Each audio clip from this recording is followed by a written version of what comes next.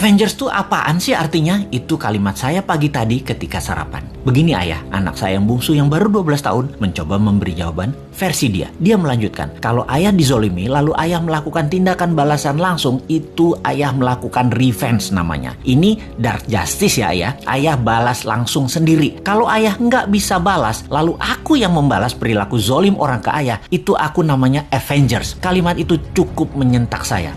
Lumayan juga diajari anak zilenial ini. Straight to the gut, langsung tonjok perut. Dia melanjutkan, jadi ide-ide ayah di sosmed kalau banyak yang bergerak lalu membuat kekuatan melawan Thanos dunia, mereka adalah Avengers di dunia nyata.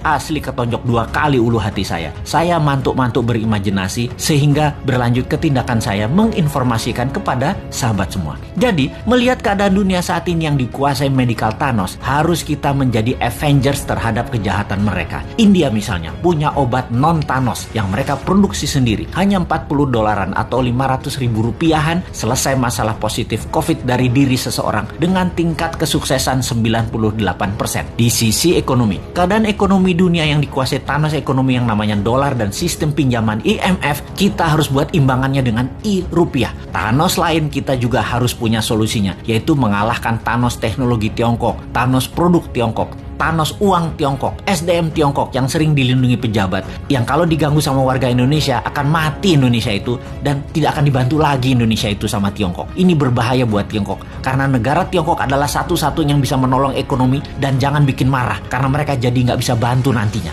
Pejabat segitu rendahnya ya ke NKRI-anmu, kok herannya masih berkuasa dia, padahal rakyat nggak pilih dia loh, tapi dia bisa melakukan apa aja saat ini. Segitu kuatnya tanaman program mindset di masyarakat ya. Tapi bener deh, saat ini buzzer banyak yang japri DM ke Bosman untuk tobat, bahwa setelah keluarga mereka banyak terpapar COVID dan bahkan meninggal, mereka mikir juga untuk selamanya menjadi corong semu kebenaran. Waduh, bahaya ini kalau lover jadi hater. Kita tidak boleh membenci saudara sebangsa. Kita hanya mengingatkan perilakunya buzzer yang menjadi ancaman integritas dengan produknya membenci sesama anak bangsa. Kita harus sudahi. Para buzzer, tobat. Andalah pemecah belah kesatuan NKRI. Juga mereka di sekeliling pejabat di istana yang parnoan karena tidak ingin sisi lain anak bangsa dapat porsi, menjadi pembisik pejabat dengan memberikan informasi untuk membenci kelompok yang menjual agama. Dan ini adalah generalisir yang berbahaya. Pendekatan solusi tersering dengan kekerasan itu juga harus disudahi. Ini bisa semakin meruncing perbedaan, dan ini menunjukkan ketidaknegarawanan pejabat serba bisa itu. Karena apa-apa dia yang ditugaskan untuk menyelesaikan harusnya dirangkul. Harusnya anak itu kalau salah jangan dimarahi atau dihukum, tetapi dirangkul. Pak Harto sukses selama 32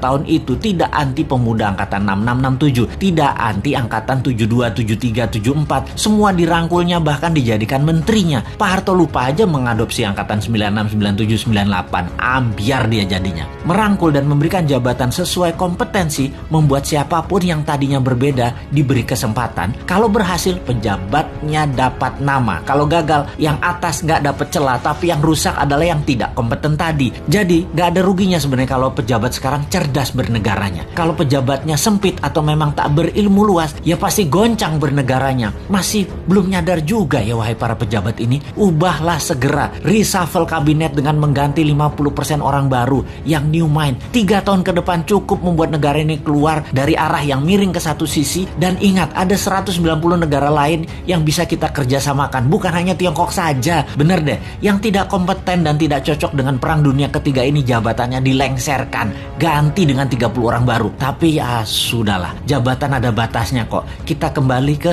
Avengers. Dunia saat ini dikuasai dark side, dikuasai Thanos. Pertama, kita harus melakukan pemahaman dulu bahwa globalis cabal itu ada, tindakannya kejam, dan negara-negara pejabatnya yang lemah nasionalismenya pasti kemakan mereka, dan negaranya tadi jadi jajahan versi baru. Kita harus edukasi bangsa Indonesia ini jangan bergantung pada asing-asing dan globalis, tetapi kita harus berdikari, kekuatan ekonomi sendiri, kekuatan kesehatan sendiri, bergandeng tangan dengan mereka yang nasionalis di luar juga banyak, seperti India salah satunya. Jauh-jauh hari Bosman mengatakan obat COVID India akan menjadi terkuat di luar Tiongkok dan globalis. Sungguh, India is the next China, Afrika is the next province of China, Indonesia bisa the next Amerika kalau pemerintahnya paham. Tapi urusan ini kita kita biarkan dulu. Sebarkan video-video Bosman ini untuk masyarakat memahami globalis musuh kita bersama dan oligarki perusak sistem bernegara Indonesia. Kita harus memberikan pemahaman bernegara level dunia demi NKRI utuh di bawah panji Avengers New Mind, yaitu Anda semua sahabat. Anda adalah Avengers New Mind.